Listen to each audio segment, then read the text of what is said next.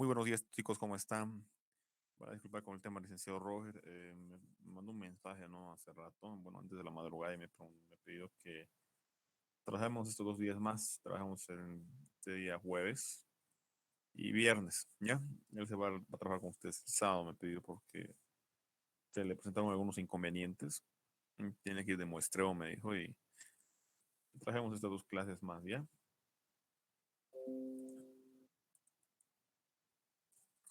Es debido a eso que tardé un poquito en conectarme, ya la verdad no tenía planificado para hacer clases con ustedes el día de hoy.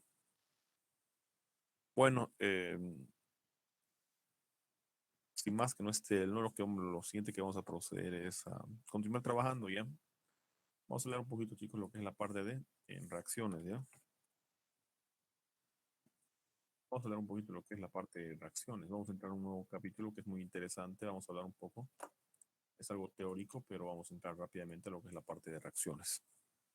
¿Se me puede escuchar, por favor?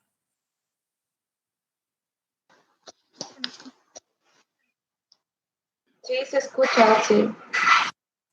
Ya, perfecto. Vamos a entrar entonces a la parte, lo que es la parte de reacciones químicas. Ya vamos a entrar aquí a lo que es la parte de reacciones químicas. El enfoque que básicamente que nosotros, chicos, nos basamos básicamente para esto, en esa parte de las reacciones. Tenemos un enfoque nosotros un poquito diferenciado a lo que trabajan otros docentes, ¿no? Tenemos un enfoque un poco más general. ¿A qué me refiero? Generalmente, chicos, en este tipo de enfoque, nosotros no hacemos un análisis tan macro. Nosotros básicamente lo que nos dedicamos más es ¿no? a observar básicamente la interacción entre dos moléculas para determinar qué producto nos va a formar. Ya eso me tiene que quedar clarísimo. A ver, vamos a comenzar a trabajar con la parte de reacciones químicas. Vamos a trabajar entonces, ¿no? Hay reacciones, generalmente, las reacciones que más frecuentemente tenemos son las reacciones. Hay reacciones de sustitución.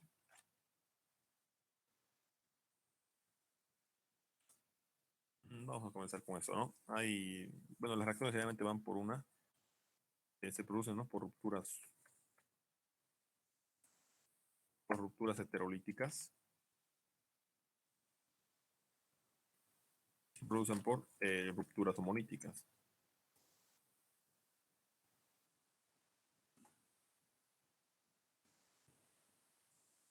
Generalmente, chicos, en ese tipo de reacciones, no, mayoría de las reacciones en química orgánica básicamente siguen un mecanismo en el cual inicialmente yo me puedo guiar por una ruptura heterolítica, ¿ya?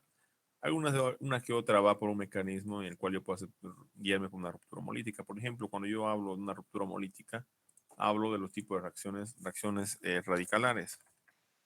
Por ejemplo, una reacción que sería una ruptura del tipo homolítico es una reacción de sustitución radicalar.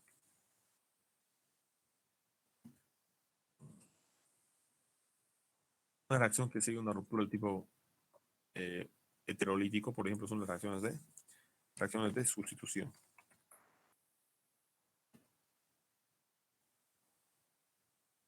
Son reacciones de sustitución. ¿Bien? Es algo muy característico para nosotros tratar de entender un poquito lo que es la parte de reacciones. Las reacciones más frecuentes, las que más se llevan a cabo, las que un poquito me ayudan bastante a tratar de entender son las rupturas homolíticas, perdón, heterolíticas. Aquí falta la T, por favor. Heterolíticas ustedes lo van a poner. No lo puse completo. Y las rupturas homolíticas, ¿no? Que básicamente son las que forman radicales libres. Ahora, un poquito las rupturas homolíticas no son rupturas tan claras, por lo menos cuando ustedes están comenzando a trabajar en esa parte química orgánica, una ruptura homolítica no es una ruptura clara, que me refiero, un poco compleja. ¿Por qué una ruptura heterolítica un poco más sencilla de entenderla debido a que se me forman cadenas formales? ¿Ya? Al margen de estas reacciones también existen algunas reacciones que son las reacciones de adición.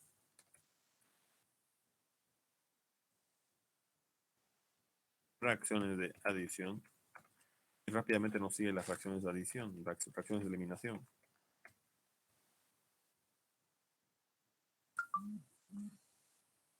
Ya tenemos reacciones de adición y reacciones de eliminación. Me tiene que quedar clarísimo este punto, por favor. Ya nuevamente en este tema de las reacciones químicas, tengo reacciones que siguen rupturas heterolíticas, reacciones que siguen rupturas homolíticas, y las que siguen rupturas heterolíticas, como les he mencionado, básicamente me forman carbaniones y me forman carbocationes. Son los intermediarios más frecuentes, ¿no? Las que generalmente son las rupturas heterolíticas me pueden formar una de dos, ¿no? Podemos tener la formación de un carbanión, que es una especie poco frecuente. O podemos tener la formación de un carbocatión, ¿no? Podemos tener la formación de un carbanión. Es muy poco frecuente, podemos tener la formación de un carbocatión. No tiene que quedar clarísimo. Ahora, en esas reacciones de adición, generalmente las reacciones de adición, ¿dónde se producen, chicos? Las reacciones de adición básicamente se producen al doble enlace.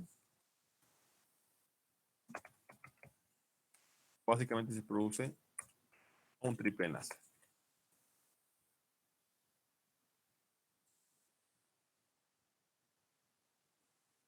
¿No?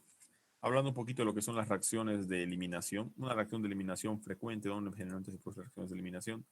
Las reacciones de eliminación generalmente se producen en cualquier molécula que puede tener puede tener enlaces sigma o solamente puede tener enlaces pi. Eso me tiene que quedar clarísimo, ¿ya? Independientemente de la molécula, si tiene enlace sigma o pi, en una reacción de eliminación básicamente ¿qué ocurre? Si la molécula tiene un enlace sigma, lo que generalmente llega a pasar, hay eliminación de grupos y me forma un enlace pi, o sea, un doble enlace. Y si la molécula de entrada ya tiene un enlace sigma, un enlace pi, o sea, ya tiene un doble enlace, con una reacción de eliminación yo voy a generar un tercer o un triple enlace, o sea, un segundo enlace pi, ¿no? Generalmente las reacciones de eliminación se forman, y vamos a establecer, se forman dobles y triples enlaces.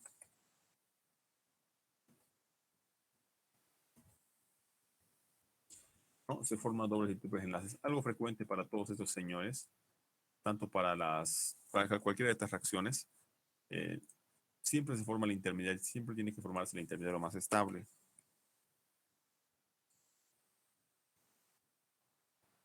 Siempre tiene que formarse el intermediario más estable.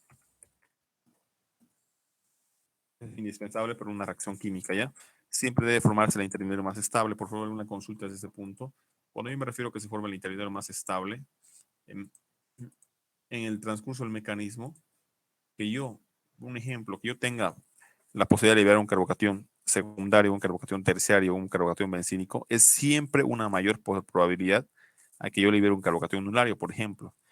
¿Ya? Por eso es importante tratar de estudiar el tema de la estabilidad de algunas moléculas para poder comprender un poco más a fondo. ¿Ya? Pero por eso estamos entrando con esta pequeña introducción de lo que es la parte de reacciones químicas, ¿no? Una consulta, por favor. Buenos días, Saul. Sí, yo tengo una consulta. No entendí muy bien la diferencia entre unas reacciones de adición y reacciones de eliminación. Ah, ya, ya. A ver, ahorita vamos a trabajar con ejemplos para que no nos perdamos. Las reacciones de adición básicamente son reacciones donde yo adiciono, entre comillas, adiciono átomos. ¿A dónde lo adiciono? Átomos. Adiciono átomos al doble o al triple enlace. Ya, un ejemplo clásico son las reacciones que tienen la notación del tipo Markovnikov. Cuando yo hablo de una reacción de adición al doble enlace, estoy hablando de una reacción de tratar de eliminar un enlace pi. Imagínense, a ver, un ejemplo más frecuente para trabajar en una reacción de adición, por ejemplo, es un alqueno. ¿Ya? Básicamente, para que yo pueda emplear una reacción de adición, ¿qué debe pasar? Aquí puede ser a un doble o triple enlace, perfecto. En una reacción de adición, imagínense, yo generalmente puedo utilizar un alqueno, puedo utilizar en presencia de ácido clorhídrico.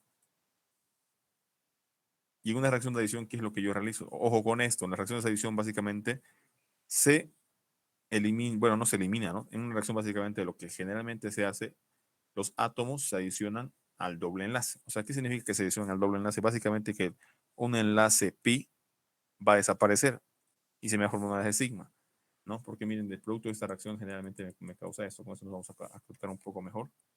Fíjense muy bien. Por ejemplo, este es el producto más clásico de una reacción de adición. Esta es la reacción de adición más frecuente que ocurre en química orgánica. Esa reacción se la denomina un ejemplo, se la denomina reacción del tipo Markovnikov. ¿Ya? ¿Qué es lo que yo hago básicamente? Adiciono todo el ácido clorhídrico aquí al doble enlace. Todo el ácido clorhídrico procedo a adicionar al doble enlace. La adición del doble enlace se me produce ese nuevo producto que es, si se dan cuenta, de un alqueno, de una molécula con un doble enlace básicamente, que es lo que yo hago. Trato de pasar una molécula con un enlace simple, un enlace sigma, nada más. Ahora, cuando trabajo con una reacción de eliminación, pasa todo lo contrario, ¿no? En las reacciones de eliminación voy a utilizar un ejemplo, X. Fíjense muy bien en una reacción de eliminación que ocurre. Aquí le voy a poner X. X es un átomo diferente al átomo de hidrógeno. Por ejemplo, las reacciones más frecuentes de eliminación puede ser la eliminación E1, una eliminación unimolecular o una eliminación bimolecular de segundo orden. ¿Ya? Estas son las reacciones más frecuentes que pueden ocurrir para esa clase de reacciones. Por ejemplo, fíjense, en química orgánica, chicos, hay un montón de reacciones, ¿no? Lo importante es tratar de comprender para tratar de ubicarnos en el tema del mecanismo. Por ejemplo, voy a poner aquí un compuesto, voy a poner un oxidrilo, ¿ya? Voy a poner un oxidrilo negativo. Miren, en una reacción de eliminación se forman dobles o triples enlaces. ¿Debido a qué? ¿No? Debido a que hay, en este caso, en muchos casos, de eliminación de átomos. ¿Para qué? Para formar un doble enlace. ¿Cómo se produce esa eliminación de los átomos? Dependerá mucho si se forma por estados de transición o se forma intermediarios. Es por eso que es importante tratar de entender la estabilidad de un intermediario, que es lo que vamos a tener más adelante. Ya vamos a tocar cada una de estas reacciones, no se preocupen. Bueno, por lo menos vamos a tocar conmigo las reacciones de sustitución y las de eliminación de entrada. O sea, el día de hoy vamos a tocar lo que es una reacción de sustitución, vamos a hablar de lo que son las reacciones de eliminación. Ya lo más probable es que si es lo que el Roger dice, ustedes ya van a hablar con las reacciones de adición y van a hablar un poquito de las reacciones de sustitución radicalar. Por ejemplo, cuando una molécula tiene muy complicado determinar su reactividad, ¿no? Porque, por ejemplo, a ver, los alcanos. Ustedes saben muy bien que los alcanos en gran mayoría tienen un momento dipolar igual a cero. ¿Sí o no que tienen un momento dipolar a cero? ¿Tienen un momento dipolar a cero los alcanos, sí o no, chicos? En gran parte de la mayoría, ¿sí o no? ¿Tienen o no tienen? ¿Qué significa que una molécula tenga un momento dipolar a cero? Hay un momento dipolar igual a cero, chicos. ¿Qué significa que una molécula tenga un momento dipolar igual a cero? Que una molécula orgánica tenga un momento dipolar a cero significa que la molécula 1 es apolar y como siguiente punto, la molécula muy complicada no puede, generalmente muy complicadamente, no va a tener reactividad. Y cuando las moléculas en gran parte no tienen reactividad, ocurre algo interesante que es que las rupturas homolíticas me ayudan a entender eso, ¿no? Cuando una molécula no tiene reactividad, como los alcanos, una ruptura homolítica es la ruptura más frecuente que puede ocurrir. ¿Por qué? Porque ustedes no van a poder establecer ni las cargas parciales, no van a poder determinar cuál es el átomo más electronegativo. ¿Por qué? Porque su momento dipolar es igual a cero. O sea, hay átomos que presentan la misma electronegatividad. Debido a eso, yo debo tratar en muchos puntos buscar una ruptura homolítica, ¿ya? Que es lo que van a ver más adelante. Las rupturas heterolíticas son un poco más claras, son las que la mayoría adopta, debido a que hay una situación muy interesante que es el tema de que se forman cargas positivas y cargas negativas. Y trabajar con ese tipo de cargas formales es mucho más sencillo que trabajar moléculas sin carga, como los radicales libres.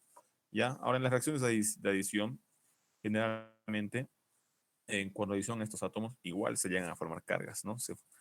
¿No? Pero no hay una ruptura del tal. Lo único que produce aquí es una adición de ambos átomos de hidrógeno como de cloro al doble enlace, o sea, lo adiciono al doble enlace y básicamente elimino al adicionar el doble enlace desaparece y se me forma un nuevo compuesto que tiene solamente enlace sigma. Esto es cuando ocurre en un alqueno.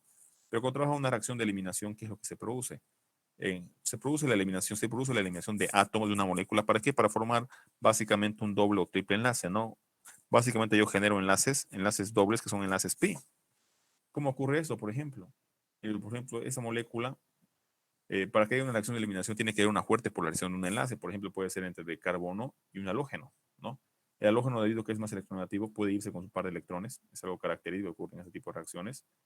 Y el oxidrilo viene, atrapa un protón que está de alrededor y el par se viene aquí, ¿no? Esto es un ejemplo nada más, no es nada, no estamos tocando nada. No estamos entrando a detalle, así que no se preocupen, vamos a trabajar bastante en este tipo de reacciones. Vamos a ver la reactividad y cómo se producen.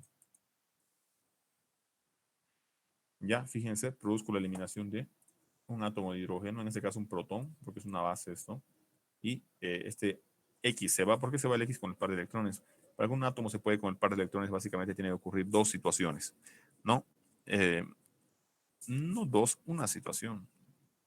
Bueno, sí, dos. La primera es que tiene que existir una fuerte polarización. ¿A qué me refiero con la fuerte polarización? Tiene que haber una diferencia, un delta de electronegatividades considerable, o por lo menos apreciable, entre el átomo que se va con el par de electrones, ¿ya? Y como siguiente punto, en caso de que no haya una polarización fuerte, tiene que formarse un dipolo. Aquí me refiero con el dipolo inducido. En algún momento, si ambos tienen la misma electronegatividad, algunos tendrán que adoptar una carga parcial negativa y el otro una carga parcial positiva. ¿Ya? Eso tiene que tenerlo bastante en cuenta. ¿Alguna consulta, por favor?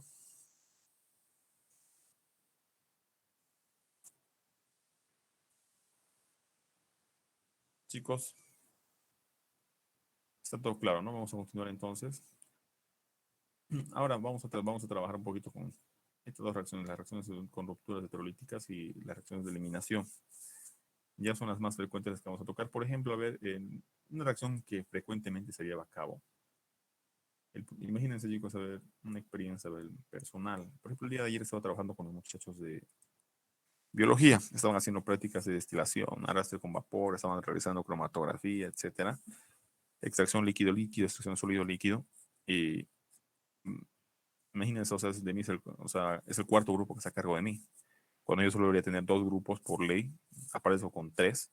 Y encima me da un cuarto grupo que son los muchachos de biología. Y como no hay, ni siquiera tienen auxiliar, nada. Están yendo a hacer las prácticas ellos, por lo menos no están yendo a hacer todas las prácticas. Hay un grupo que le toca, el grupo que hace su práctica nada más, ¿no? Pero lo interesante es que de toditos es su primer laboratorio que están viendo en la universidad. O sea, no han hecho el laboratorio general, tienen laboratorio general, pero no han han pasado virtual. Es complicado, ¿por qué? Porque yo le digo a uno de los muchachos, le explico, yo siempre le voy para que vayan al laboratorio, les digo, estudien. ¿Por qué? Porque a mí no me gusta básicamente hacer agarrarse los toditos que me estén mirando y no sepan dónde están parados. No, personalmente no me gusta eso. Le digo a las chicas, preparando una solución, le digo a las muchachas, preparando una solución 6 molar de hidróxido de sodio. O sea, preparando los 100 ml de una solución 6 molar de hidróxido de sodio. ¿No? Y básicamente agarran y me dicen, este es nuestro primer laboratorio y es nuestro primer laboratorio y la primera vez que manipulamos materiales. O sea, su tercer semestre. Yo, ay, qué fregado, dije. O sea, ya dije, ya me voy a quedar hasta tarde, dije, chicos. Ahí ya me olvidé, ya básicamente me di cuenta en eso. Me voy a quedar hasta tarde porque tuve problemas con mi auxiliatura.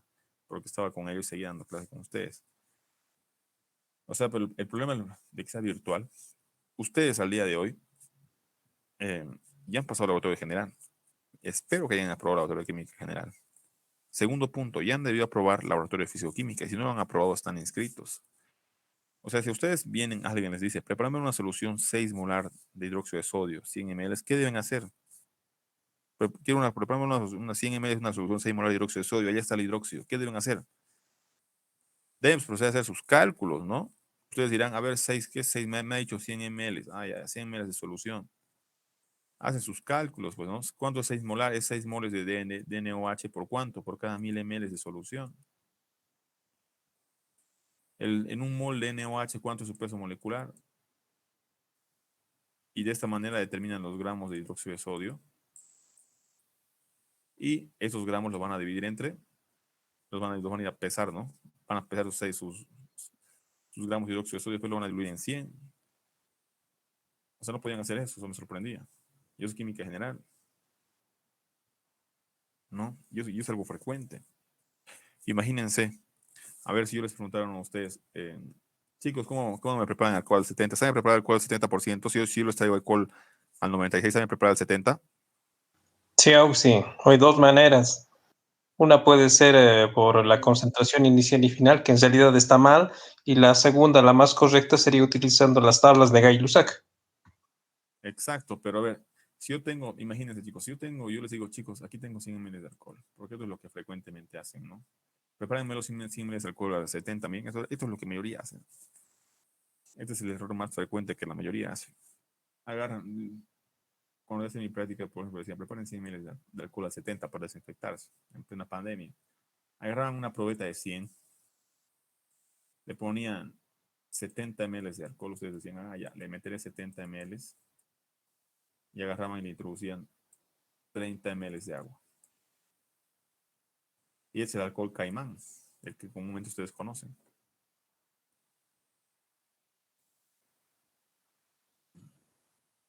Fíjense, ¿será que es correcto poner 70 y 30 ml de agua? 70 ml de alcohol y 30 ml de agua. Yo les pregunto a ustedes. ¿Será que es correcto hacer eso, chicos? Ustedes dicen alcohol al 70, entonces le pondré 70 y 30 porque entre ambos me van a dar el 100%. Entonces, mi alcohol al 70, ¿es correcto eso o no? No. ¿Qué dicen los demás? No, sí. ¿Por qué no es correcto? ¿Por qué no es correcto, chicos? Si van a poner 70% de alcohol, ¿por qué no es correcto? A ver, justifiquemos. ¿Por qué creen que no es correcto? Evidentemente no es correcto. ¿Por qué, chicos? Porque su alcohol de ustedes está pues, al 96%. El alcohol que venden en la cancha está al 96%. O sea, ya tiene 4% de agua. Ya tiene 4% de agua. Si el alcohol fuera al 100, si el alcohol fuera al 100%, o sea, fuera puro, tal vez hacer esto ya no hubiera demasiada complicación. Pero en ese caso está al 96%. O sea, no, está mal hacer eso. No pueden poner alcohol al 96 y después decir voy a alcohol al 96, voy a poner 70 y después 30 ml de agua. No, porque de por sí ese alcohol al 96 ya tiene 4% de agua. ¿No? O sea, no van a poner aquí alcohol al 70, no van a poner aquí alcohol al 70. ¿No? Eso va a quedar como tarea para ustedes. Si el día de mañana me dice exactamente alguien cómo preparar alcohol al 70, le voy a poner 3 puntos. Pero de entrada, al inicio.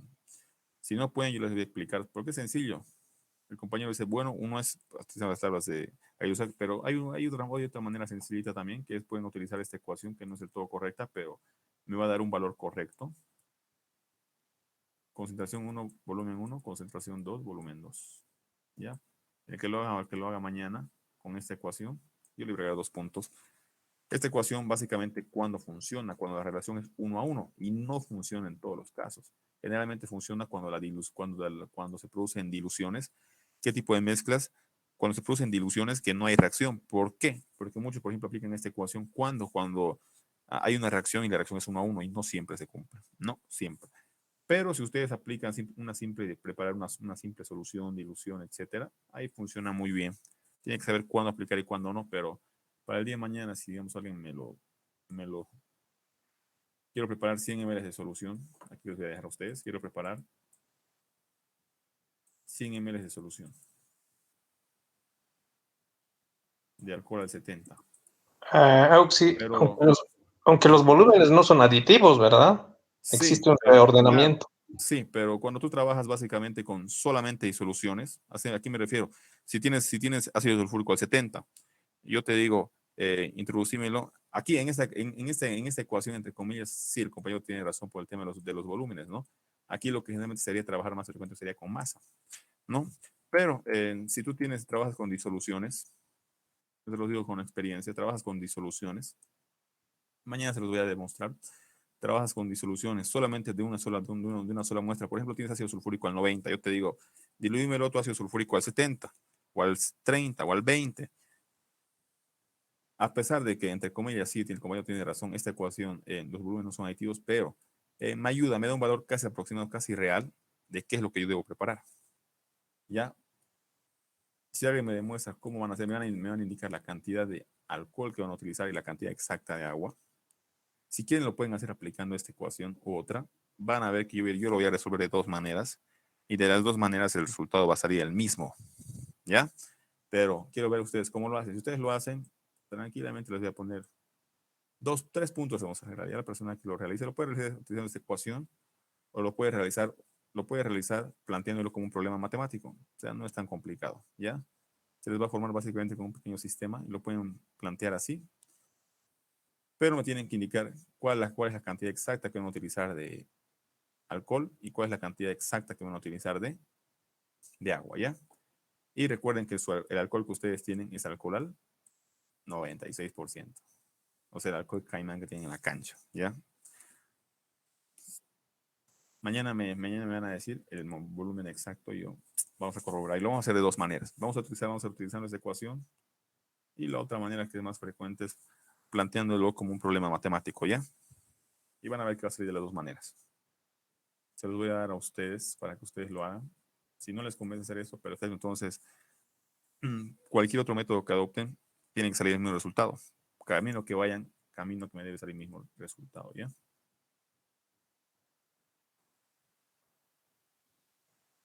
Ya, vamos a continuar.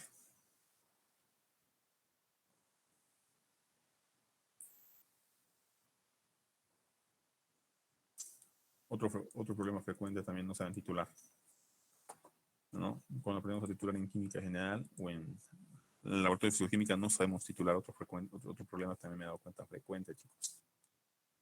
Muchos de ustedes están en sexto semestre, imagínense, no saben titular.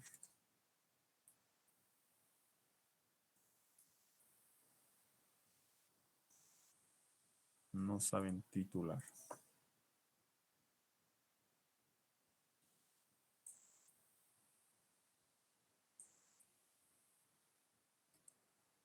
Ya, a ver, vamos a continuar entonces. Vamos a trabajar entonces, estamos hablando de esta pequeña introducción, lo que es la parte de reacciones de química orgánica. Ya, es importante, ¿no, chicos, tratar de entender esto? ¿Por qué? Porque nosotros al cabo de terminar la materia de química orgánica 1, teoría, el laboratorio de química orgánica 1, y cuando también cursen ya lo que es el laboratorio de química orgánica 2 y química orgánica 2, teoría, ustedes ya deben ser capaces de tratar de sintetizar compuestos. Y segundo punto, tratar de realizar la purificación de dichos compuestos. Eso es indispensable, ¿ya?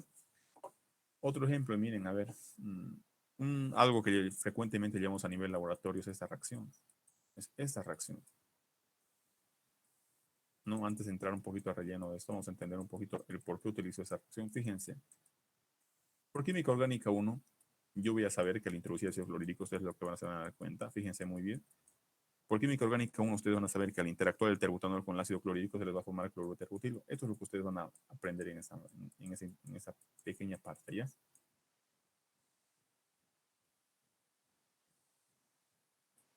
Más agua, imagínense. O sea, por química orgánica 1 ustedes van a entender cómo se forman esos dos, ¿no? Pero por el laboratorio ustedes van a comprender al 100 y por la estequiometría van a entender que no todo lo que reacciona no todo el terbutanol reacciona con el ácido clorhídrico. Siempre hay fracciones que se quedan sin reaccionar. Eso lo van a entender por la parte de estequiometría. Como siempre trabajamos con un reactivo en exceso, otro está en menor cantidad. No siempre todo lo que reacciona, no siempre todos los reactivos reaccionan. O sea, aparte del producto, ustedes van a entender por química general cómo se forman, perdón, por química orgánica. Pero por el laboratorio ustedes van a entender de que no siempre todo lo que reacciona se termina formando. Entonces son reacciones para realizar síntesis. No todo lo que reacciona no todo el reactivo termina reaccionando y se forma completamente estos productos nada más. O sea, siempre hay cantidades de reactivos sin reaccionar. Al finalizar la reacción, o sea, aquí va a haber fracciones de este señor, digamos. No le voy a poner en verde. ¿No? Perfecto. Yo ya sé esto, yo ya sé que esto se ha formado en la práctica. Pero ¿cuál es mi objetivo principal? Es este señor. Es el cloruro de terbutilo. Yo hasta aquí apliqué mis conocimientos, ya sé que se me forma. A partir de aquí, si yo quiero purificar mi compuesto, imagínense, si yo quiero purificar mi compuesto, ¿qué es lo que yo debo hacer? Básicamente aplicar todas las técnicas que han aprendido en el laboratorio. Por eso el laboratorio de orgánica 1 es esencial. A partir de aquí yo debo analizar estructuralmente, uno, si se encuentra, en qué estado se encuentra, estado sólido, estado líquido, la polaridad de estas moléculas uno respecto al otro. ¿Por qué? Porque a partir de aquí yo debo aplicar puras técnicas de orgánica 1, o sea, técnicas de separación. Pueden aplicar, dependiendo, si está en estado sólido ya puedo aplicar cristalización, dependerá. Si está en estado líquido, puedo aplicar una destilación aprovechando los puntos de ebullición. Puedo aplicar una extracción líquido-líquido, ¿no? ¿Para qué? Para separar esos tres. Quiero separar el cloruro terbutilo, agua y terbutanol. O sea, es importante, chicos, esta parte de química orgánica. Es demasiado importante, más que todo la parte de teoría para entender cómo se forman mis compuestos y el laboratorio para entender cómo puedo llevarlos a cabo en la vida real. Y segundo punto, cómo puedo purificar mi compuesto, porque separar su producto, que es este, que está el producto principal, de esos tres señores, tiene algo especial, ¿no? Tengo que aplicar todas las técnicas que yo me han enseñado, destilación, cromatografía, extracción líquido-líquido, podrán aplicar incluso cristalización, dependerá mucho la polaridad, etcétera, algunos otros aspectos, pero ya deberíamos tener la capacidad, teóricamente, cuando ya probamos, por lo menos hasta el laboratorio orgánica 2, por lo menos el laboratorio orgánica 1, ya deberíamos tener idea cómo hacer esto, ¿no? Y estas clases virtuales es lo que nos perjudica, yo lo soy así sincero. Esto es lo que perjudica. ¿Por qué? Porque al final no saben hacer esto. No saben hacer eso. Imagínense. Solamente todos están viendo videos, todo, ¿no? Ese es el problema, llevar esas materias en semestre virtual, ¿no? No están aplicando realmente como se debería. Siguiente punto, vamos a trabajar entonces, chicos, el día de hoy vamos a trabajar con las reacciones de sustitución, ¿ya? Generalmente cuando hablamos de reacciones de sustitución, vamos a comenzar el día de hoy con las reacciones de sustitución nucleofílica. Vamos a trabajar con las reacciones de sustitución nucleofílica, ¿ya? Generalmente en estas reacciones de sustitución nucleofílica, ¿no? Como su nombre lo dice, sustituir, voy a sustituir un átomo por otro átomo, eso se llama sustitución, es como que yo voy a sustituir como comúnmente se puede mencionar, o sea, un ejemplo básico, fíjense, si yo tengo aquí un RX, ¿no? O puede ser cualquier otro grupo, más quién, más un nucleófilo, aquí lo voy a poner al nucleófilo. Un nucleófilo, ¿qué se me va a producir? Se me va a producir RNU más X, ¿no? Aquí voy a poner X negativo. Pueden observar muy bien en este punto, miren, cuando yo hago una reacción de sustitución, intercambio grupos, o sea, no intercambio, sustituyo, voy a sustituir un átomo por otro átomo, por eso se llaman reacciones de sustitución, ¿no? Estas reacciones de sustitución nucleofílica se caracterizan, uno, por ser reacciones de sustitución de primer orden, reacciones de sustitución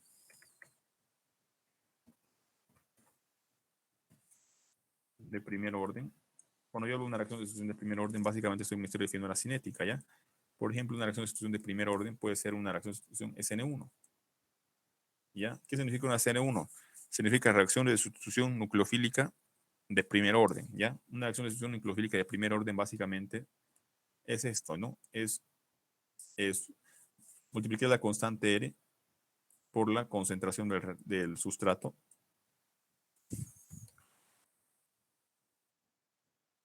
Aquí me falta la constante K, es aquí, ¿no? Aquí le vamos a poner K porque si no se van a confundir. Ya, aquí algo más se me ha ido, por favor, aquí lo vamos a poner entre comillas, ¿ya? Algo que no les he dejado entender muy claro es este punto. Cuando yo también hablo de una reacción química, chicos, fíjense muy bien, una reacción química está comprendida por ¿quién? Está comprendida por un sustrato. El sustrato, quien la acompaña, en la parte, la acompaña a mi reactivo. Abajo dependerá mucho si manejo un catalizador o un disolvente, que es el más frecuente. Tengo como producto final mi producto, ¿no? En química orgánica nos referimos básicamente a esto, ¿no? Generalmente la interacción de mi sustrato y mi reactivo me va a dar como, mediante un mecanismo de reacción, me va a dar un producto determinado, ¿ya?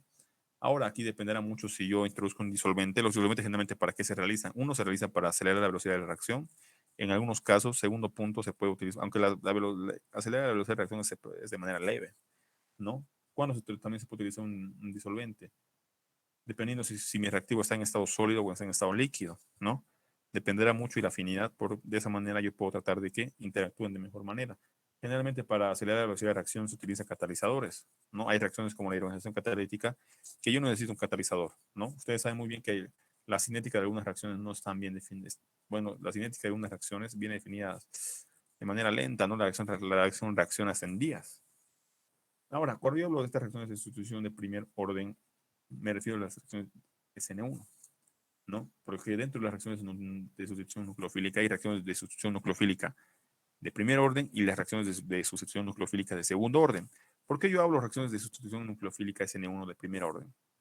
Porque yo puedo observar básicamente la cinética de esta reacción y me puedo dar cuenta de que básicamente aquí el coeficiente es 1, ¿no? El orden global de esta reacción es igual a 1. Ya por eso yo hablo básicamente de una reacción de primer orden. Ahora fíjense muy bien. En esta reacción de sustitución SN1 vamos a tocar, por ejemplo, el día de hoy vamos a hablar un poquito de la reactividad. Cuando yo me refiero a la reactividad, me estoy refiriendo básicamente a cuáles son los compuestos que frecuentemente me van a producir la reacción de sustitución SN1, ¿ya? Vamos a hablar de la reactividad y un poco lo que es la para del nucleófilo, ¿no? En este punto, a ver, ¿qué es un nucleófilo? ¿Qué es un nucleófilo? Por lo menos yo espero que lo han estado chequeando el libro del licenciado, por su cuenta por lo menos. Un nucleófilo han debido observar que ahí se los va a poner en un párrafo, les dice que es un átomo de carbono cargado negativamente, perdón, cargado, sí, es un nucleófilo, es un átomo de carbono cargado negativamente con alta densidad electrónica y se los establece ahí entre paréntesis, se los establece que es una base de Lewis, ¿no? Ese es un concepto que ellos han utilizado para definir en su libro. La otra manera más frecuente de definir a un nucleófilo básicamente es un átomo, no solamente un átomo de carbono, también puede ser un átomo de oxígeno, el cual está cargado negativamente, ¿ya? Ahora, la fuerza de un nucleófilo se mide por su velocidad de ataque que tiene un carbono electrofílico, y es lo que vamos a tratar de trabajar esto. Ahora, yo necesito que ustedes por lo menos vayan repasando, leyendo un poquito el libro, y tratemos de ubicarnos un poquito mejor en todos los términos que estamos hablando, ¿ya? Tenemos que saber qué es un nucleófilo, qué es un electrófilo, por ejemplo, qué es un electrófilo. Los electrófilos en su mayoría son átomos de carbono. Un electrófilo, por ejemplo, es un átomo que está cargado positivamente, el cual tiene densidad electrónica baja, ¿no? Entre comillas, es un ácido de Lewis, se los establece ahí. Entonces, y también lo pueden establecer como un cation. ¿Por qué? Porque el electrófilo tiene carga positiva. Al nucleófilo también lo puede establecer como un anión, porque el nucleófilo tiene carga negativa, ¿no? Básicamente un nucleófilo, en la eficacia o la fuerza de un nucleófilo se mide por su velocidad de ataque que se produce en una reacción de sustitución SN2. Pero vamos por partes para no confundirnos. Estamos trabajando con la reacción de sustitución de primer orden, una SN1. Vamos a hablar de la reactividad. Por ejemplo, la reactividad para una SN1 viene determinado de la mejor manera, ¿no? En este punto, ahorita vamos a ver de reactividad. Fíjense en este punto, por favor. Vamos a hablar básicamente, es una reacción que básicamente se produce en dos etapas.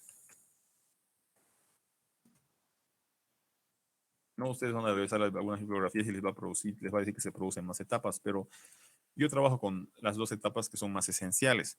Uno, que es la formación del intermediario, y segundo, que es el ataque del nucleófilo al carbocatión. ¿Ya?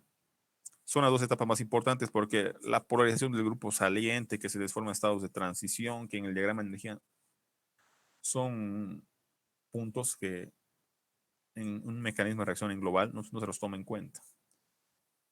Se producen dos etapas. La siguiente etapa de esta reacción, ¿cuál es? Fíjense, son dos etapas. Aquí vamos a hablar de las dos etapas. La primera etapa, ¿cuál es esta reacción? Es formación del intermediario, formación del carbocatión, ¿no? La siguiente etapa de esta reacción básicamente es, aquí lo vamos a escribir aquí mismo. La siguiente etapa es, ¿no? Ataque del nucleófilo al carbocatión, ¿no? Es la segunda etapa más interesante de esto. Aquí está. Ataque del nucleófilo al carbocatión y formación del producto, ¿no? Estas son las etapas más importantes. Por ejemplo, nosotros antes de hablar de esto, chicos, antes de hablar de reacciones de sustitución, es algo que no está contemplado en su plan global de ustedes. Deberíamos hablar un poquito de lo que es la estereoquímica, ¿no? Generalmente la estereoquímica, ¿de qué se encarga? La estereoquímica se encarga de estudiar estudiar básicamente las moléculas en tres dimensiones, estudiar la variación de algunas propiedades de algunas propiedades de moléculas que se forman en tres dimensiones. Eso básicamente se estudia la estereoquímica, ¿no? Y aquí no vemos estereoquímica, es lo complicado. Ataque del nucleófilo al carbocatión, ¿no? Y formación del producto. Por ejemplo, no vemos la parte de estereoquímica. ¿Por qué les digo? Porque básicamente las reacciones de sustitución y eliminación se dan, pues, ¿no? O desapareces la actividad óptica de una molécula como mediante una reacción de eliminación, o generas un centro quiral, entre comillas, que ustedes aún no saben eso, y generas actividad óptica en una molécula, ¿no? Generar una configuración, ¿no? ¿Por qué les digo esto? Porque en la vida real, las moléculas no se las analiza, no se las analiza pues, en el plano, ¿no? Nosotros a ver qué estamos viendo moléculas, puras moléculas en el plano, ¿sí o no? Se los dibujo así a ustedes las moléculas. A ver, por ejemplo, a ver si yo les digo, chicos, el etano se los dibujo así a ustedes. O no solamente el etano, puede ser un alcohol. Por ejemplo, el 2-butanol, se los dibujo así a ustedes, imagínense yo. Yo agarro, se los dibujo así. Chicos, este es el 2-butanol, trabajo así, fíjense, estoy trabajando en el plano de la pizarra. Yo agarro y hablamos de las moléculas y estoy trabajando el 2-butanol. Estamos trabajando, fíjense muy bien, estamos trabajando ahorita en el enlace del plano. Perdón, estamos trabajando en el plano de la pizarra. Por ejemplo, este es el 2-butanol. O sea, yo trabajo así con ustedes, imagínense. Trabajamos de esta manera.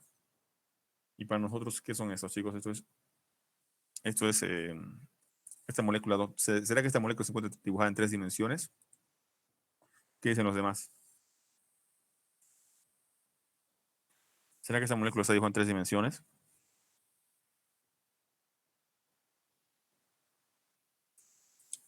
Chicos, Samuel Antonio, ¿será que está Se dibujada en 3 puede por No, sí.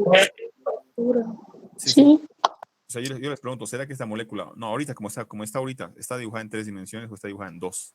en Eh, dos. dos. Dos. Porque estoy trabajando en el plano, ¿no? Esta molécula realmente en la vida real se presenta de esa manera. Se puede presentar así.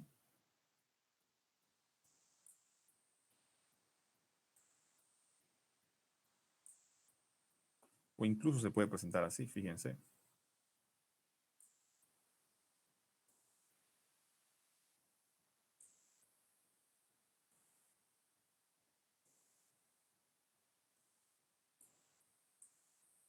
¿Cómo yo sé que una molécula se puede dibujar en 3 dimensiones? Básicamente puedo determinarlo por la hibridización. Yo determino la hibridación de uno de los átomos de carbono. Yo ya sé que esto se dibuja en tres dimensiones. ¿Por qué yo dibujo sobre todo sobre este átomo? Uno, es por algunos conceptos que no dominamos como centro quiral, centros estereogénicos, de los centros quirales también se habla centros asimétricos, etcétera.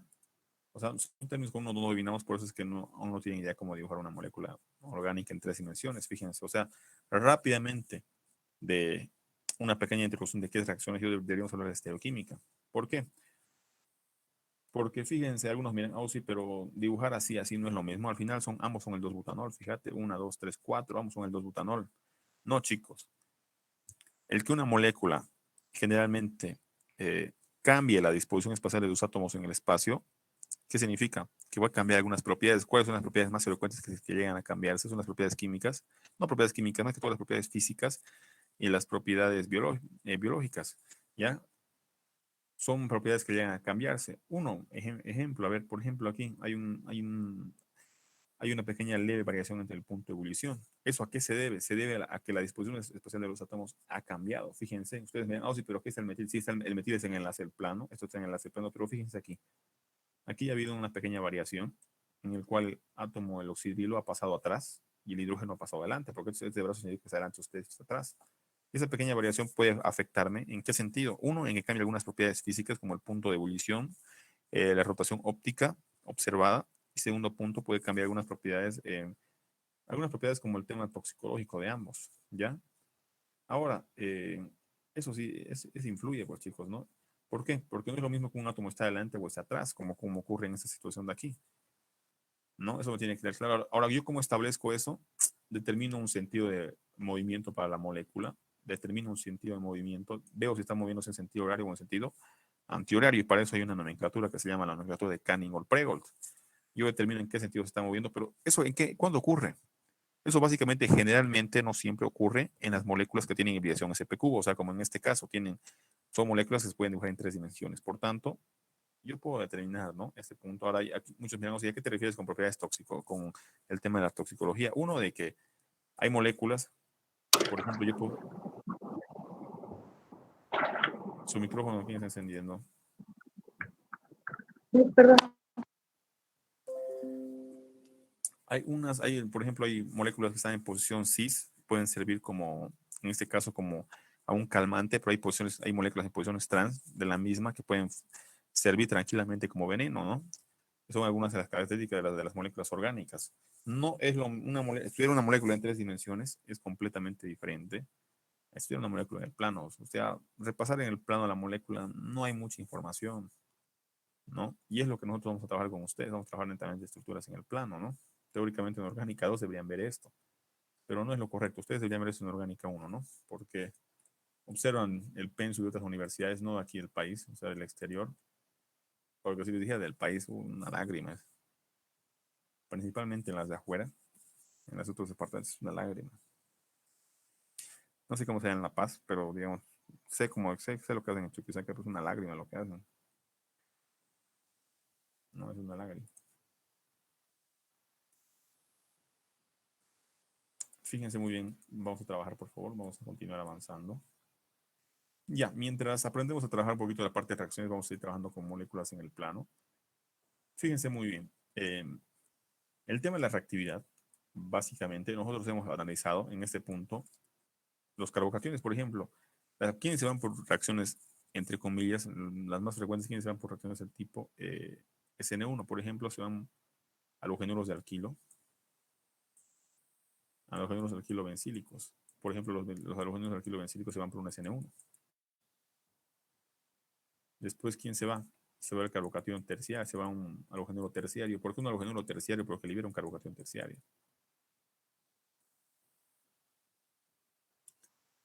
Esto es cloro, ¿ya? Aquí lo voy a poner cloro. O sea, si lo pueden poner X o cloro, ¿ya? Pónganlo X porque después van a dar barbaridades cuando pasen clases con el rojo ustedes. No, el auxiliar solamente me puso con cloro, así que con cloro debe ser. No, le voy a poner X mejor. Porque incluso en este punto tenemos que estudiar el tema de la ionización de su anión, de su grupo saliente, ¿no?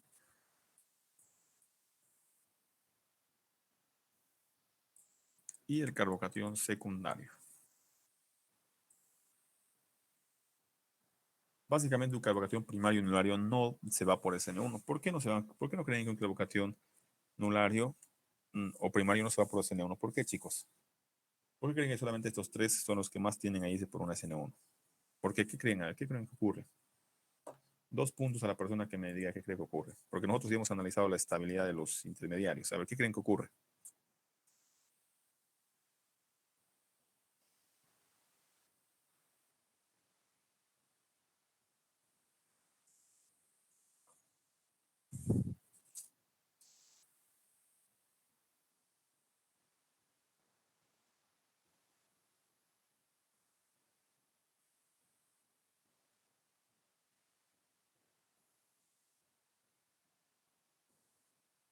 Chicos, ¿qué creen que ocurre? ¿Por qué creen que no se va por... ¿Por qué creen que una reacción de sustitución nucleofílica unimolecular o una sustitución nucleofílica de primer orden? eh, bueno, primer orden unimolecular es lo mismo, ¿no? Uni de uno. Así no se compliquen mucho. ¿Por qué creen, chicos? Porque son los intermediarios más estables. Recuerden, yo que siempre les he dicho, siempre se deben formar los compuestos más estables. Aquí hay algunos más que tienen dobles enlaces, como el alílico. Por ejemplo, el carbocación alílico hay también. Tiene dobles enlaces, puede tener resonancia, por lo tanto, está adelante de estos. Por lo menos por lo menos del terciario, ¿no? Por ejemplo, este es un halogenuro. ¿Qué tipo de halogenuro es este? Es un halogenuro bencílico, ¿no ve? Un halogenuro bencílico. Este es el halogenuro terciario. Y este es el secundario. Ya, en una reacción de sustitución SN1, fíjense muy bien, debo trabajar con el tema de la estabilidad de mi intermediario. ¿Por qué? Porque existe la formación del carbocatión. Y en la naturaleza se deben formar siempre los intermediarios más estables. ¿Qué es un intermediario? ¿Qué es un intermediario, chicos? ¿No saben qué es un intermediario? Chicos, ¿o no están estudiando? A ver. Los carbocationes. Ya, a ver, pero ¿qué teoría qué es? A ver, Víctor, a ver, no está Víctor Reinaldo, ¿qué es un intermediario? Es una especie inestable, ¿no? Con una carga. Es una especie, a ver, para todos, ¿ya? Es una especie altamente reactiva y de vida muy corta. Ya no siempre va a ser inestable. O sea, no, bueno, de cierta manera la formación de una carga ya indica cierto grado de inestabilidad, ¿no? Pero es una especie altamente reactiva y de vida muy corta, producto de la ruptura del tipo homolítico o heterolítico, ¿ya? De ahí salen los intermediarios, ¿no? Ahora, cuando hablamos de formación de una ruptura homolítica o heterolítica, de heterolítica salen los cationes y aniones y de las homolíticas salen los radicales libres, es lo que hemos estado estableciendo. ¿Ya? Esos conceptos tienen que tener mucho cuidado. Recuerden que al examen les pueden meter preguntas teóricas, han debido exámenes pasados. Tengan cuidado, hay veces les piden preguntas teóricas, les piden que ejemplifiquen por cada pregunta. Ya tienen que tener mucho cuidado, vayan repasando algunos conceptos que son fundamentales. Yo, por ejemplo, les podría dar otra definición más amplia todavía de intermediarios, ¿no? Pero bueno, esta materia tiene un dueño, así que vamos a respetar eso, ¿no? Ya, se produce un carbocatión. Fíjense muy bien. Por ejemplo, aquí se los voy a dibujar aquí un halogeno cualquiera. Ustedes me van a decir, a ver, ¿por qué voy a utilizar el cloruro de terbutilo? Voy a utilizar, fíjense. Vamos a determinar por qué creen que se dice terciario el cloruro de terbutilo. Cuando trabajo con el cloruro de terbutilo, fíjense muy bien, por favor. Trabajo aquí con el cloruro de terbutilo. Yo les pregunto a ustedes, chicos. ¿Qué tipo de halogenuro es? ¿Primario, secundario o terciario? Recuerden que aquí X es un halógeno. Aquí lo vamos a establecer. Yo siempre que ustedes se lo dibuje X, para ustedes va a ser un halógeno, ¿ya? Siempre que se los dibuje X para ustedes va a ser un halógeno. Eso me tiene que quedar clarísimo. Por ejemplo, en este punto, cuando yo trabajo con, este es por ejemplo un halógeno, es el cloruro de terbutilo. Fíjense muy bien. Cuando trabajo con el cloruro de terbutilo, ¿qué es lo que generalmente ocurre? Ustedes tienen esta molécula. ¿Por qué yo digo que es terciario? Porque yo agarro y me fijo el carbono que está enlazado al átomo de cloro y observo qué tipo de halogenuro es. Es terciario, ¿por qué? Porque hay una, dos, tres átomos que están enlazados al carbono con el átomo de cloro. Por tanto, es un halogenuro terciario. Es como los carbocationes. Simplemente imagínense que esto en vez de la cloro hay una carguita, ¿ya? Por ejemplo, a ver si se los dibujo esto. Voy a dibujar a ver con el bromo. Voy a dibujar así bien, ¿ya? Porque si no entendemos esto, no van a entender ni peapa de las reacciones. Fíjense muy bien en este punto. ¿Qué tipo de halogenuro es este? ¿Un halogenuro primario, secundario? ¿Qué es?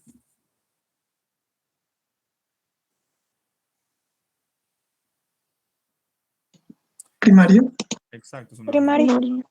¿Por qué es un halogenuro primario? Porque observo el átomo de carbono que está enlazado con el cloro. Perfecto. Hay un solo átomo de carbono, un solo átomo, no sé, cuidado que, fíjense, muchos dicen, ¿no?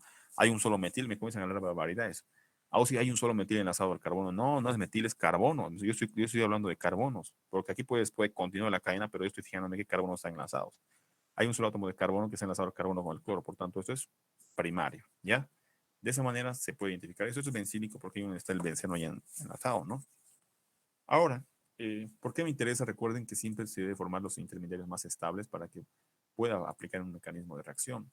En este punto, fíjense, vamos a hablar un poquito, ya estamos adentro, en el tema de la reactividad. O sea, básicamente, chicos, en el tema de la reactividad, ¿qué me refiero? Mientras más estable sea el intermediario, más probabilidad de que se vaya por un SN1 va a tener. ¿Ya? Más probabilidad. Ahora, nuevamente para todos, ¿qué significa SN1? Reacción de sustitución nucleofílica unimolecular o reacción de sustitución nucleofílica de primer orden, ¿ya?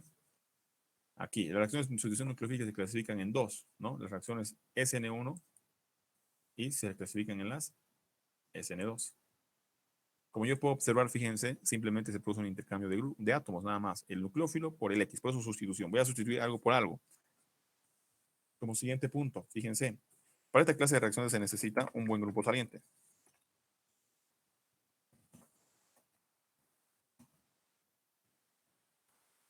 Se necesita un buen grupo saliente. Ahorita vamos a hablar de qué es el buen grupo, quién necesita un buen grupo saliente que yo necesito, ¿no? Siguiente punto, la fuerza del nucleófilo no es tan importante.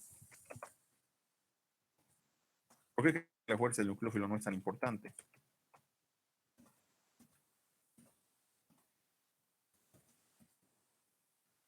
La fuerza del nucleófilo no es tan importante. ¿Por qué creen que la fuerza del nucleófilo no es tan importante en una SN1? Fíjense la cinética de la reacción. Fíjense la cinética de la reacción. Ustedes básicamente, ¿por qué yo he puesto X? Porque las reacciones más frecuentes para una reacción de sustitución se producen en halogéneros alquilo. Claro que también puede ocurrir en alcoholes. Puede ocurrir en alcoholes. Yo pongo aquí ácido clorhídrico, etcétera, y puede ocurrir en alcoholes. Puede ocurrir en alcoholes, ¿no? Pero ustedes pueden observar básicamente en este punto, miren, ustedes observan la cinética, y yo quién estoy poniendo, solamente estoy poniendo el sustrato, ¿no? Aquí sería mi sustrato, ¿no ven? Este sería mi sustrato. Para determinar el orden de reacción, ¿yo de quién me fijo, chicos? La concentración. Solamente me fijo del compuesto que está al ladito de la constante, ¿no? Bueno, eso aquí es obvio, no es bonito. Si yo les dijera esto, a ver, yo les dijera, chicos, esto, ¿cuál es la cinética de esta reacción? La global. ¿Cuál es el orden global de esta reacción? A ver si yo se los pusiera así.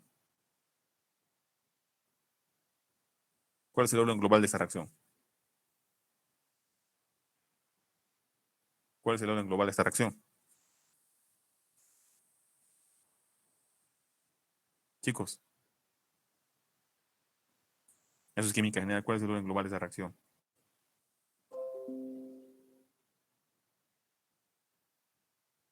¿No saben? Es 2, pues, chicos. ¿Por qué? Porque el orden global, no les estoy pidiendo el orden respecto a un compuesto. Si les pidiera cuál es el orden respecto a RX, ustedes me dirían es 1. Si yo les pidiera cuál es el orden respecto a NU, que es este nucleófilo, les diría que es 1. Pero el orden global, ¿cuál sería?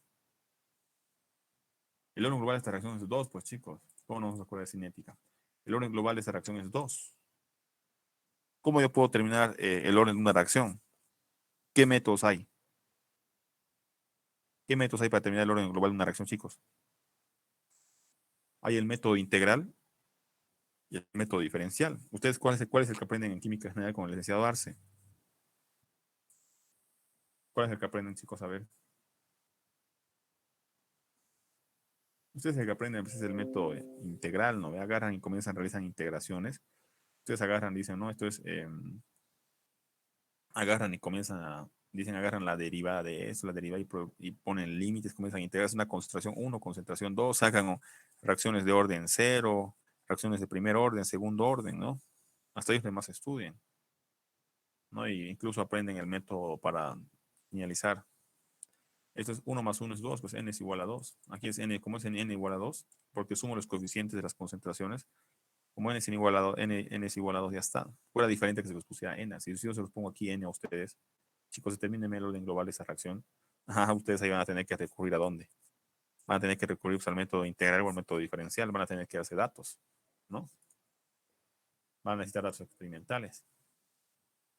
Son cosas que no me debo olvidar jamás, ¿no? Son cosas esenciales que las voy a ver hasta el último día que se queden en esa universidad. Bueno, no, hasta las últimas materias que se queden en esa universidad van a ver esto, van a ver ese tema de la cinética, ¿no? Una reacción, principalmente en este punto de orgánica, establecer la cinética de una reacción es demasiado importante, ¿no? Demasiado importante. Por ejemplo, una reacción de sustitución es demasiado. ¿Por qué? Porque una reacción de primer orden se forma por intermediarios. En cambio, la SN2 van a ver más adelante que no se va por intermediarios. Es indispensable saber la cinética de una reacción. No solamente para orgánica, sino para el resto de materias que van a ir trabajando más adelante. Ya, entonces una reacción de primer orden, necesita un grupo saliente, la fuerza de nucleófilo no es tan importante y principalmente vamos a hablar de los disolventes, ¿no? Generalmente se utilizan disolventes próticos polares, ¿ya? ¿Por qué yo utilizo generalmente tipos de disolventes próticos polares? Un disolvente, a ver, un prótico polar puedo utilizar un disolvente que puede formar enlaces puente hidrógeno. ¿Por qué? Porque mediante la formación de enlaces puente hidrógeno, porque pueden utilizar aquí agua, pueden utilizar también un alcohol como cual, dependiendo mucho de qué reactivo utilicen, pueden utilizar agua, también incluso pueden utilizar un alcohol como el metanol o como el etanol, ¿no? Porque estos señores tratan debido a la polarización entre la carga negativa de aquí y la carga positiva, me lo solvatan en este caso me van a solvatar al nucleófilo y al grupo saliente que va a ir. Segundo punto, va a formar enlaces puente hidrógeno con las moléculas de los intermediarios en el transcurso de la reacción. Pero generalmente se utilizan disolventes próticos polares, ¿ya? Son algunas consideraciones interesantes que yo debo tener. Dentro de este punto de las reacciones SN1 de las condiciones, vamos a hablar un poquito también de las condiciones. No, vamos a hablar un poquito de las condiciones. Las condiciones de una reacción SN1. Las condiciones para llevar a cabo una reacción SN1 no es nada del otro mundo. Básicamente yo debo tener en cuenta el tema de la temperatura.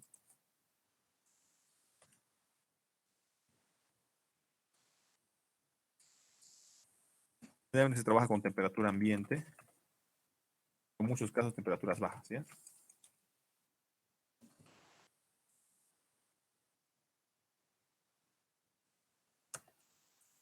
Esta reacción generalmente se la lleva a presión atmosférica, o sea, no hay problema en este punto.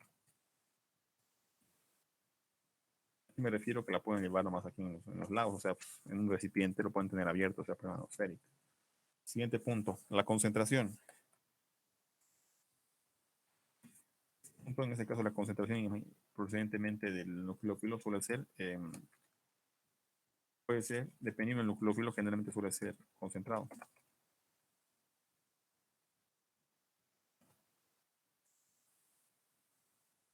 Vamos a trabajar con hidróxido de sodio, es decir, que vamos a trabajarlo diluido. Porque no, como vamos a trabajar con alcoholes, vamos a trabajar básicamente con halogenuros. Ya. Esto es la condición más importante. La temperatura. ¿Por qué, chicos? Yo siempre debo tener en cuenta muy a detalle el tema de la temperatura. ¿Por qué debo tener en cuenta el tema de la temperatura muy a detalle? Fíjense, deben tener muy a detalle el tema de la temperatura. ¿Por qué? Porque las reacciones de sustitución y eliminación, reacciones de sustitución SN1, están en competencia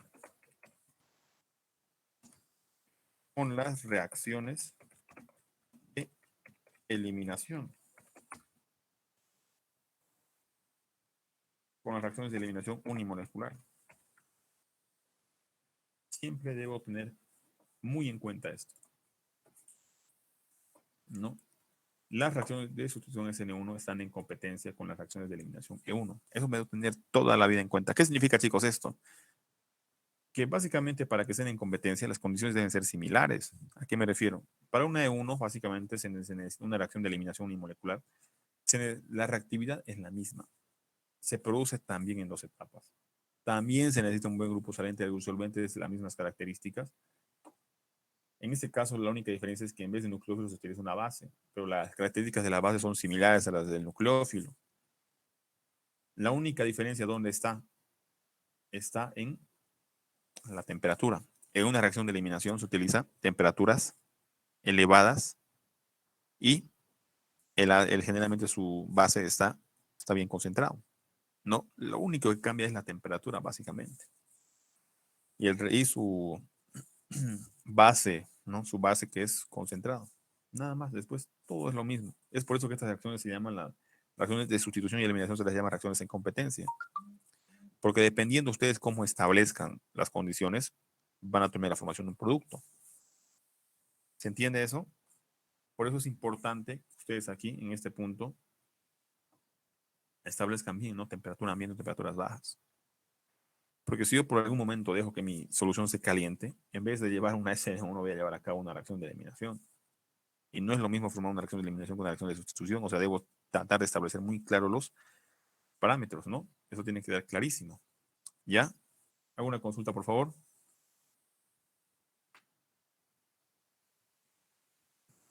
No, no, entonces vamos a continuar.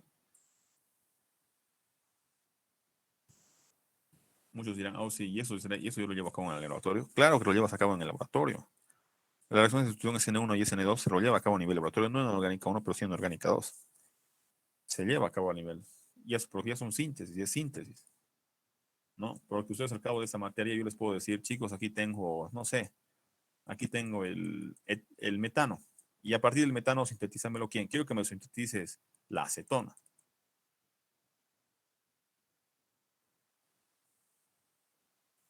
Yo les puedo decir, chicos, aquí es el metano. Tomen el metano, perfecto. Ustedes díganme qué reactivos van a necesitar, qué van a utilizar para llegar a la acetona.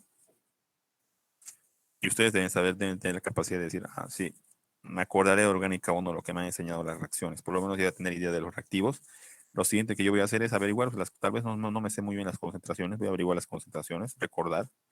Voy a buscar en artículos que... voy a buscar en artículos qué procesos más debo seguir. O para ayudarme mejor, me buscaré la guía de laboratorio orgánica 2 y 1 para ver qué técnicas de separación tengo y cómo puedo llegar de aquí a aquí, ¿no? Por lo menos aquí van a aprender qué reactivos utilizar, cómo van a hacerlo, a dónde, cómo tienen que ir. Por eso la importancia orgánica 1, ¿no? Saber que yo de metano puedo hacer maravillas y llegar aquí. No solamente aquí, incluso pueden llegar hasta pentanolas o hasta un alcohol, lo que sea.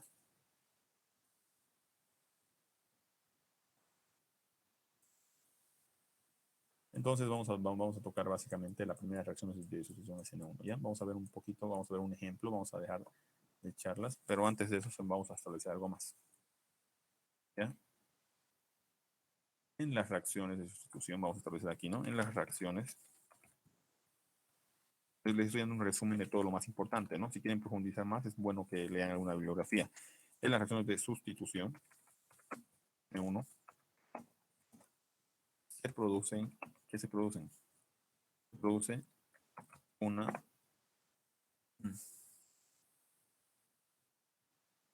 inversión y retención de la configuración. Y ahora vamos a hablar de qué se refiere esto, ¿ya?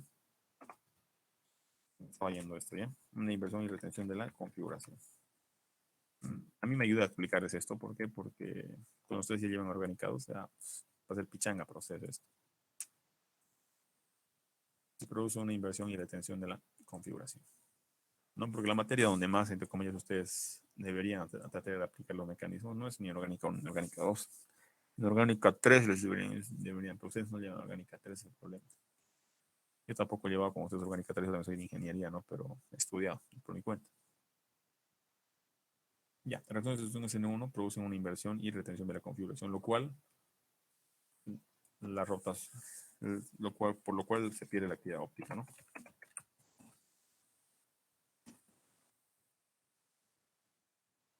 Un ratito aquí. Por lo cual se obtiene una mezcla. Vamos a más a ver qué significan los términos, ¿ya? Una mezcla ópticamente inactiva. Se obtiene una mezcla ópticamente inactiva.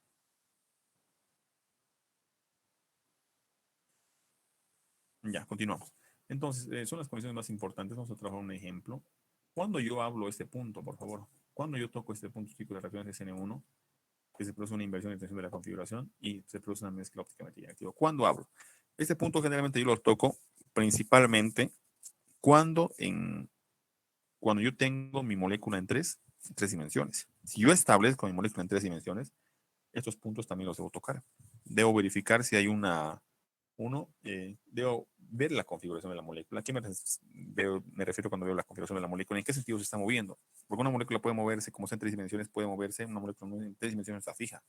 Puede rotar en sentido horario, puede moverse en sentido antihorario. ¿Ya? O sea, digo una molécula en 3 dimensiones, ustedes observan que les dije que puede moverse en sentido, un sentido o en otro sentido. Debo verificar en qué sentido se mueve horario o antihorario, y para eso existe una nomenclatura que se llama Canning Pregold, ROS. ¿Ya? Por si ven algún libro y no se están ubicando, ROS es una especie de configuración. R que significa que está rotando en sentido horario y S significa que está rotando en sentido antihorario. Cuando veo que la molécula está en 3 dimensiones, ahí yo estudio estos dos términos, ¿no? ¿Y qué significa una mezcla ópticamente inactiva? Para todos, una mezcla ópticamente inactiva significa una mezcla que molar 50% de un átomo que rota en sentido horario, que rota en sentido de R, no un átomo, una molécula, y 50% de una molécula que rota en sentido de S. O sea, 50 de una molécula que se está moviendo en sentido de R y 50 de la misma molécula que se mueve en sentido de S, significa que es una mezcla ópticamente inactiva, ¿ya? A ver, ¿quiénes están presentes? ¿Está claro, chicos? ¿Está claro todo lo que estamos hablando o está en chino? ¿Qué dicen los demás? Puede ser en español. Está claro, ¿no? Está claro. Ya, a ver, ¿dónde está? Maribel Pérez. Maribel Pérez Sánchez, creo que es.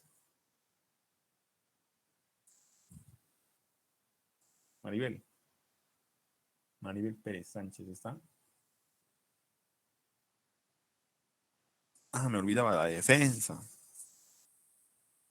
Yo voy a subir los nombres de las personas que faltan defender.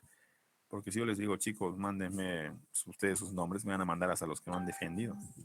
Así que yo tengo la lista de los que no les faltan defender, yo voy a subir. Les voy a decir, les voy a mandar directo a ustedes la invitación, a sus correos.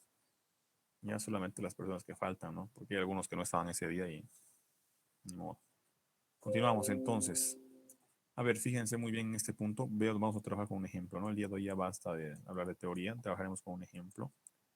Miren, voy a trabajar con esta estructura de aquí. Sí, buen día, perdón que le interrumpa. En la defensa para los que nos falta defender, ¿cuándo y a qué hora va a ser? ¿Cuándo quieres que sea? Por mí hoy mismo. Ah, hoy día. Ah, ya. Entonces me da las inbox y me das el nombre de tu grupo, ¿ya? No, yo estoy haciendo sola, Auxi. Sola. Entonces me vas a dar me mandas y me vas a pasar tu correo. Tienes que estar dentro de la lista de los que no han defendido, ¿no? O sea, hay chicos que no estaban en la clase y por eso no han defendido, digamos, ellos no. ¿No? Pero hay chicos que estaban que por otros temas no defendieron, pero tengo sus nombres. Por ejemplo, los que no estaban, tengo ahí nombres. ¿No? Pero si tú estabas en la clase, no defendiste, perfecto. Ya, Auxi.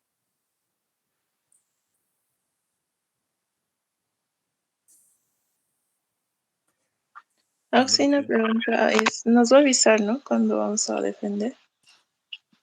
Obvio, chicos, obvio que les voy a decir. Gracias. No que me olvida, ¿no? Tienen que tener muy en cuenta eso. No me puedo olvidar de su defensa. Imagínense si me olvidara de su defensa ustedes. O sea que es más trabajo para mí, ¿no? Pero que valga la pena. Que valga la pena. Entre comillas, las personas que faltan son los que saben, ¿no? Bueno, los que primero hice defender fueron los últimos que han entregado. Y primero acabé con los últimos y después me fui a los primeritos que entregaron para que se puedan retirar. Los primeritos supuestamente son los que más saben, ¿no? Pero de todas maneras vamos a ver cómo defienden. Ya. Vamos a trabajar con esta molécula para trabajar el ejemplo del día de hoy. Nosotros nos vamos a retirar. Voy a trabajar aquí con quién? Voy a trabajar aquí con el hidróxido de sodio, ¿ya? El hidróxido de sodio trabajaré, trabajaré con metanol.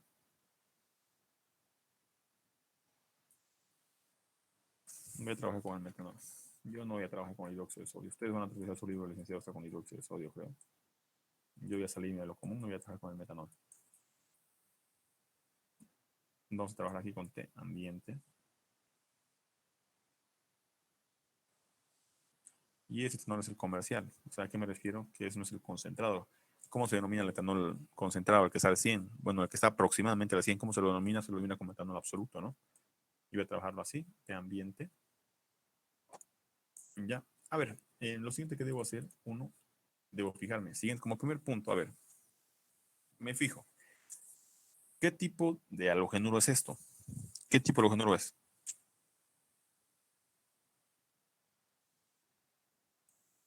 Van a tener cuidado, ¿no? Porque van a leer algún libro y se van a confundir, porque en algunos puntos, para este punto, aquí los chicos que utilizan, lo llevan a ebullición. Cuando lo llevan a ebullición es cuando ustedes más les confunden, ¿ya? Más ahí es cuando ustedes más les confunden. Ustedes van a leer un libro, lo van a llevar, le ponen ebullición. Y ustedes dicen, pero a mí me dijeron que era temperatura ambiente. ¿Por qué? En algunos puntos, debido a la interacción entre este compuesto, la reacción se vuelve exotérmica. O sea, la reacción libera calor, ¿ya? Libera calor. Como la reacción libera calor, eh, a veces lo trabajan en ebullición.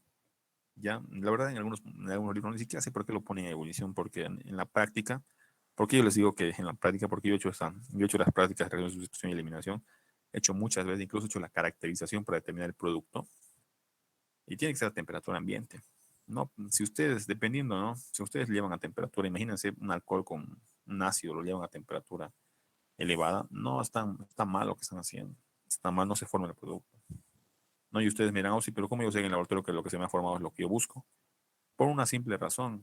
Ustedes siempre que realizan una práctica deben realizar la caracterización. ¿En qué consiste una caracterización? Determinar si lo que yo realmente he sintetizado es el producto que yo quiero.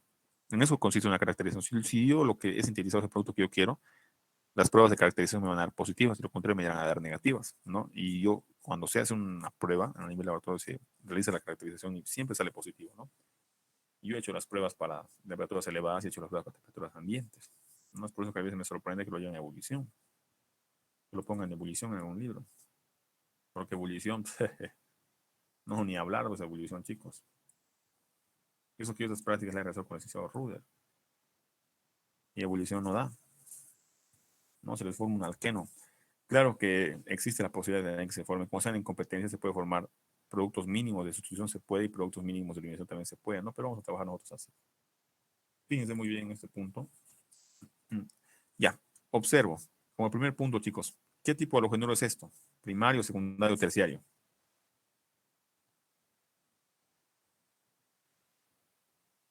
¿Qué tipo de halogenuro? Es un halogenuro terciario. Perfecto. ¿Por qué? Porque hay 3 átomos de carbono enlazados al carbono con el cloro. ¿Ya? ¿Cómo hay eso? Es terciario. Siguiente punto. Voy a verificar qué tipo de reacciones. Voy a verificar si realmente es un SN1. Siguiente punto. Observo. T ambiente. Ah, ya, belleza. Siguiente punto. Tiene que tener buen grupo saliente. ¿Quién es el buen grupo saliente? En este caso es carbón, es el cloro. Porque estaba como X. ¿Por qué? Porque el cloro, debido a su electronegatividad, va a poder irse con el parcito de electrones. ¿No? Ya. ¿Qué tengo? Aquí está, entonces tengo, ya, perfecto. Mi halogenuro es terciario. Halogenuro terciario. Sale, les quiero exponer unas reacciones a ustedes para que se les quede. Tengo un halogenuro terciario. Hay buen grupo saliente.